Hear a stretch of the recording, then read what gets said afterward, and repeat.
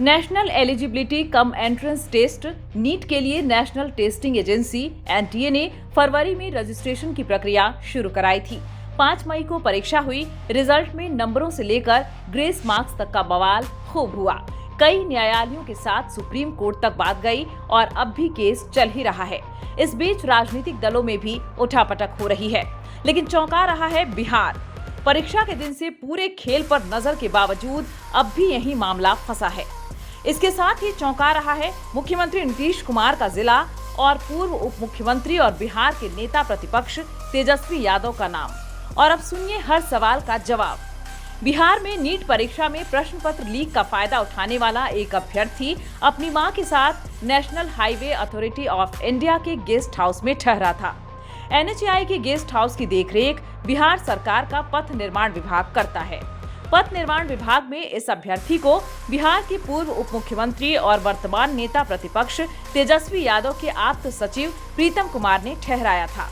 प्रीतम के mobile number से 1 मई को पथ निर्माण विभाग के कर्मी प्रदीप कुमार को कॉल आया था। इसमें सिकंदर कुमार यादवेंदु के लिए कमरा बुक कराने को कहा गया। प्रदीप ने उस दिन तो कमरा बुक नहीं किया, लेकिन फिर 4 मई को सुबह में प्रीतम के नंबर से दोबारा कॉल आया।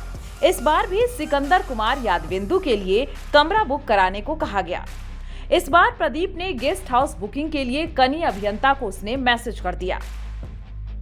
इस कमरे में सिकंदर कुमार यादवेंदु का रिश्तेदार और नीट का अभ्यर्थी अनुराग यादव अपनी मां के साथ ठहरा था।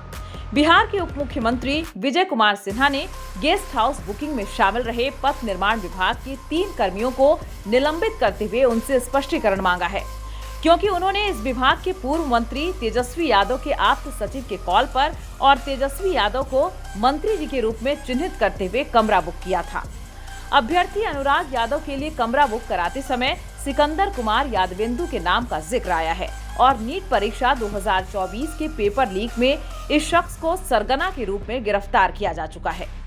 ठेकेदार से बिहार सरकार में जूनियर इंजीनियर बने सिकंदर यादव की संलिप्तता नीट पेपर लीक में न केवल सामने आई है, बल्कि अब तक गिरफ्तार अभ्यर्थियों और उनके परिजनों ने लिखित तौर पर उसकी भूमिका भी बताई है। 5 मई को जब परीक्षा हो रही थी, तब केंद्रीय एजेंसी के इनपुट पर देश भर में छापेमारी हो रही थी। ऐसी ही एक छापेमारी बिहार में भी हुई। पटना में बिहार पुलिस के पास यह जानकारी आई थी कि एक डस्टर गाड़ी से नीट परीक्षा के कदाचार हो रहा है। इस गाड़ी पर दानापुर नगर प्रशासन का प्लेट लगा हुआ था। इस गाड़ी के साथ बिहार सरकार में जूनियर इंजीनियर सिकंदर कुमार यादवेंदु को 5 मई को ही दोपहर करीब 2 बजे पकड़ा गया था।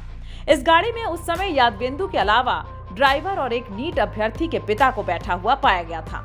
सिकंदर के पास मिली एक कॉपी में नीट परीक्षा के कुछ अभ्यर्थियों का नंबर था। पूछताछ में उसने बताया कि वह उसके रिश्तेदार अभ्यर्थियों का है। इसमें से एक अभ्यर्थी आयुष को बिहार पुलिस ने परीक्षा खत्म होते ही पटना के एक स्कूल स्थित परीक्षा केंद्र से पकड़ा। शाम करीब 5:20 पर जब उसे पकड़ा गया तो उसने कबूल लिया। सिकंदर अंकल ने रात में पटना के खेमनी चक में उसे और कुछ अभ्यर्थियों को ठहराया था। वहीं प्रश्न पत्र में दिया उत्तर रटाया गया जो नीट के पेपर में आया था। सिकंदर से आयुष तक पहुंचने के बाद पुलिस खेमनी चक में उस जगह तक भी पहुंची। यहां कोविड के दौरान बंद पड़ चुके लर्न एंड प्ले स्कूल में 4 तारीख की रात इन्हें उत्तर रटाए गए थे। इसकी बिल्डिंग के छत पर जले हुए कागज मिले। यह और कुछ नहीं बल्कि नीट के प्रश्न पत्र थे। इसके साथ ही सिकंदर यादवेंदु की निशानदेही पर कुल 13 लोगों को पकड़ा गया। इसमें उसका साथ देने वाले 6 परीक्षा माफिया, 4 परीक्षार्थी और 3 अभिभावक थे।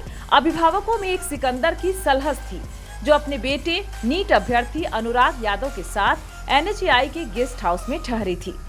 माफिया की निशानदेही पर जिन अभ्यर्थियों की गिरफ्तारी हुई, उन्होंने बयान और पुनर्बयान में स्वीकार किया है कि उन्हें प्रश्नों के उत्तर रटाए गए थे और वही परीक्षा में सवाल भी आए। प्रश्न पत्र के जले हिस्से भी मिल गए, लेकिन इससे प्रमाणित होना मुश्किल होता।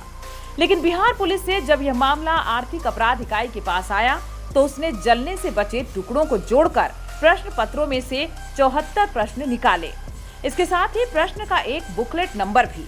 10 मई को आर्थिक अपराध इकाई ने यह केस हाथ में लिया और उसके बाद 21 मई से अब तक 3 बार उसने इस बुकलेट नंबर के मिलान के लिए नेशनल टेस्टिंग एजेंसी से सारे प्रश्न बुकलेट की मांग की, लेकिन उसे अब तक यह नहीं मिला है।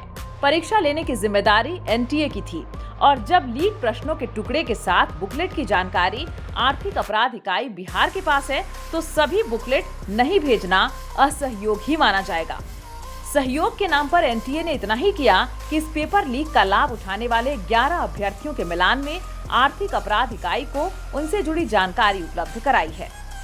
कांग्रेस के नंबर 1 नेता राहुल गांधी ने नीट परीक्षा में पेपर लीक को लेकर प्रधानमंत्री नरेंद्र मोदी पर हमला किया है। इधर भाजपा परीक्षा माफिया के तेजस्वी यादव से संबंध को लेकर हमलावर है। तीसरी बात राजद की ओर से निकल कर आ रही है। राजद नेताओं का कहना है कि इस परीक्षा के भी ज्यादातर माफिया मुख्यमंत्री नीतीश कुमार के गृह जिले नालंदा से हैं। दरअसल सिकंदर यादवेंदु तो समस्तीपुर के बिथान का है, लेकिन इस केस का अहम किरदार संजीव मुखिया फरार है, वह नालंदा का है। इस रैकेट में शामिल और गिरफ्तार रॉकी, पिंटू, चिंटू भी नालंदा के हैं। एक और गिरफ्तार माफिया नीतीश गया का रहने वाला है, जिसने गिरफ्तारी से पहले मोबाइल फॉर्मेट कर जांच को बाधित करने में पूरी ताकत झोंक दी। अगर एनटीए ने प्रश्न पत्र का बुकलेट दे दिया और उस बुकलेट का मिलान आर्थिक अपराध इकाई बिहार जले हुए कागजातों में मिले बुकलेट से कर लेती है, तो सिर्फ औपचारिकता बचेगी नीट परीक्षा के पेपर लीक की पुष्टि में। इस एक आधार पर परीक्षा को रद्द करना पड़ जाएगा, क्योंकि बाकी प्रमाण और बयान उपलब्ध हैं।